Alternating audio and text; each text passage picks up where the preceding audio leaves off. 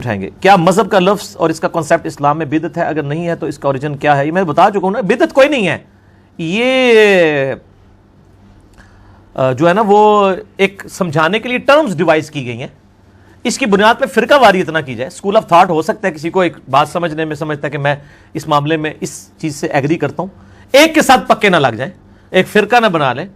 مذہب school of thought کے طور پہ تو ٹھیک ہے کہ جی میں یعنی اگر جس طرح امام نووی لکھتے ہیں کہ ہم اگر اپنے ساتھ شافعی لکھ رہے ہیں، اس کا یہ مطلب نہیں ہے کہ ہم امام شافعی کے مقلد ہیں، بلکہ ہم اس لیے شافعی لکھتے ہیں کہ امام شافعی جو اصول احادیث کو جس طریقے سے سمجھتے تھے ہم اس میں ان کے ساتھ ایگری کرتے ہیں. ہم ان کے مقلد نہیں ہیں، اگر وہ کسی معاملے میں غلط ہیں تو ہم ان کو سپورٹ نہیں کریں گے حدیث کی بنیاد کے اوپر.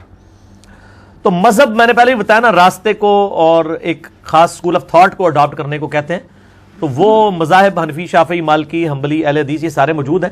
اس میں جو صحیح چیز ہے وہ لے لی جائے اور جو غلط چیز ہے وہ چھوڑ دیا. تو یہ ٹرمز ڈیوائز کی جا سکتی ہیں. تراویح کا لفظ کسی حدیث میں نہیں آیا، قیام اللیل آیا، لیکن صحیح بخاری میں امام بخاری نے باب باندھا ہے تراویح کے اوپر. تو یہ ٹرم ہے سمجھانے کے لیے. سنت مؤکدہ، یہ لفظ ہے مؤکدہ، جس کی تاکید کی جائے، مؤکدہ. ٹھیک ہے جی، مؤکدہ، مؤکدہ کہتے ہیں تاکید شدہ. تو حدیث میں تو دو ہی نمازیں آئی ہیں، فرض اور نفل. جن کو آپ سنت مؤکدہ کہہ رہے ہیں نا، یہ نفلی نمازیں ہیں نبی علیہ السلام کی. اس لیے جماعت المسلمین والوں نے ایک مصیبت کھڑی کی، ان کا جی آپ اس کو سنت نہیں نفل بولا کریں. کوئی فرق نہیں ہوتا، آپ ٹرم تو ڈیوائز کی ہوئی ہے نا، اس سے تو کوئی فرق نہیں پڑتا. ٹرم ڈیوائز کرنا کوئی مسئلہ نہیں ہے، ورنہ تو بخاری مسلم سب سے بڑی بدعتیں ہو جائیں نعوذ باللہ. تو یہ ٹرمز اسلام میں اچھے طریقے ہیں جس سے اصلی دین متاثر نہیں ہوتا.